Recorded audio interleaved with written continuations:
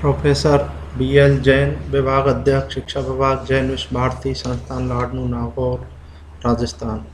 आज हम वंशानुक्रम क्या है उसके विषय में अध्ययन करेंगे। वंशानुक्रम, जिसको हम ये कहते हैं कि मानव के विकास के दो कारक महत्वपूर्ण हैं। एक वंशानुक्रम है और दूसरा वातावरण है।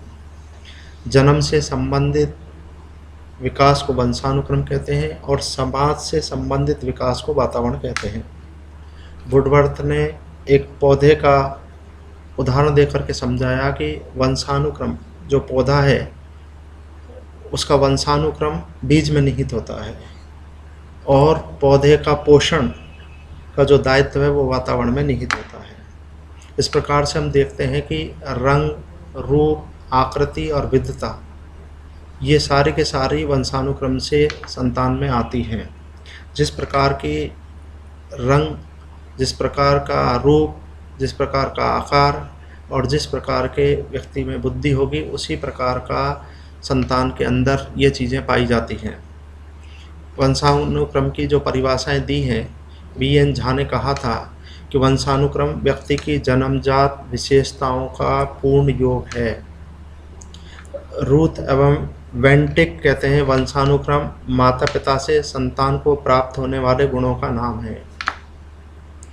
जेम्स ड्रेवर कहते हैं कि माता पिता की शारीरिक और मानसिक विशेषताओं का संतान में हस्तांतरण होना ही वंशानुक्रम है।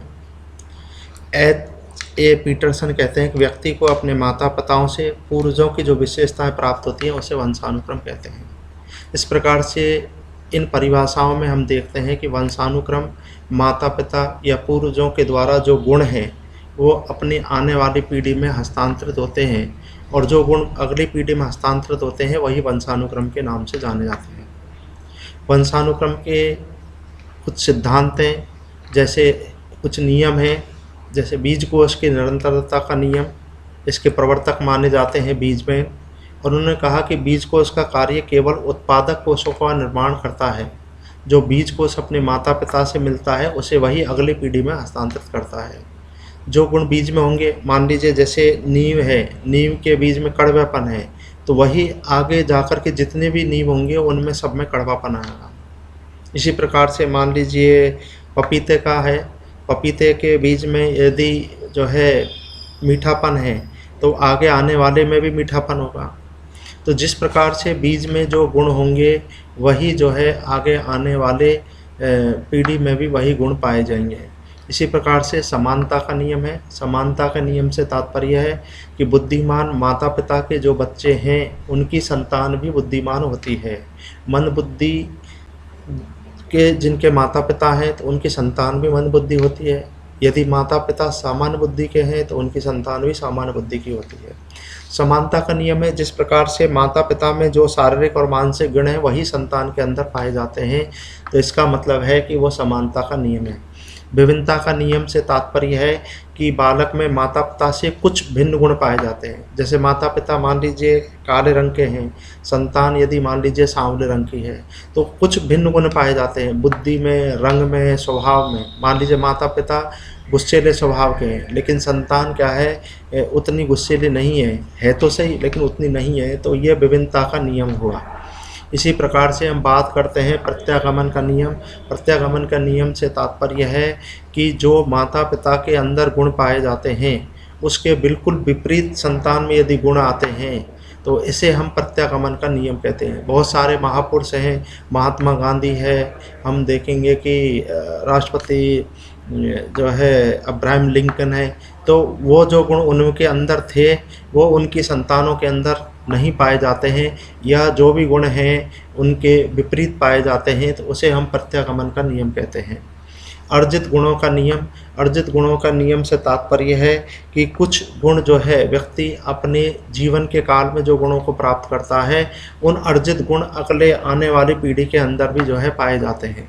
जैसे जिराफ की गर्दन पहले घोड़े के समान थी लेकिन उस समय परिस्थितियों के कारण लंबी हो गई और कालांतर में अब यह है कि जिराफ की जो है लंबी गर्दन ही है, तो यही अगली पीढ़ी में संक्रमित होता गया, क्योंकि उस समय लेमार्क ने ये कहा था कि उस समय जो है जिराफ की गर्दन घोड़े के समान समान थी, लेकिन बाद में जाकर के ये जो है बड़ी होती चली गई। तो इसका तात्पर्य कि उस समय पर ये गुण अर्जित किए थे।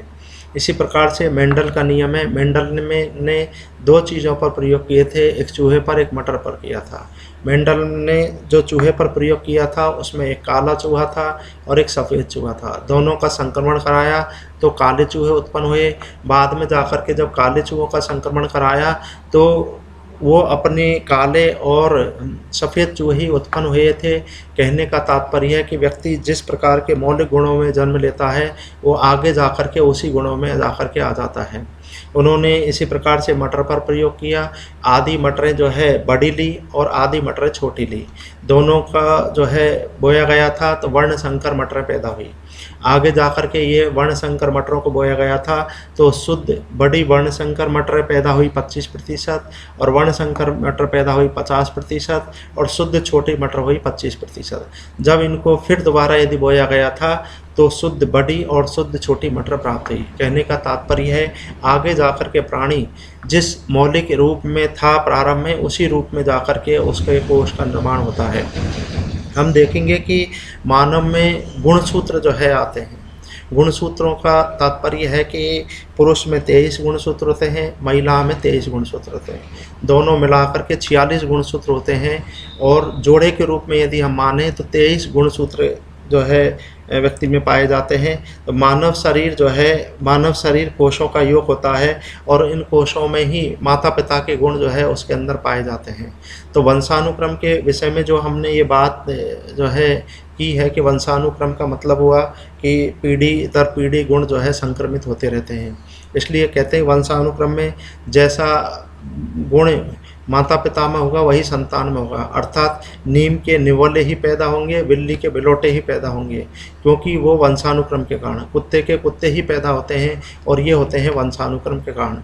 कुछ चीज़ें ऐसी होती हैं कि वंशानुक्रम से नहीं होकर के वातावरण के द्वारा जो है भिन्न हो जाती हैं। तो इस प्रकार से हमने ये देखा कि वंशानुक्रम क्या है और उसके कौन कौन से सिद्धांत हैं जिनके माध्यम से प्राणी में एक समानता के रूप में पाया जाता है।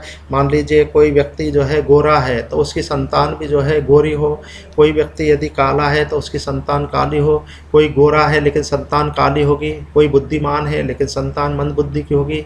तो इस प्रकार से अलग अलग यदि होती है तो वो कौन से नियम के अंतर्गत होती है। तो इस प्रकार से हमने जो वंशानुक्रम के विभिन्न नियम थे उनका अध्ययन किया। आप लोगों को धन्यवाद।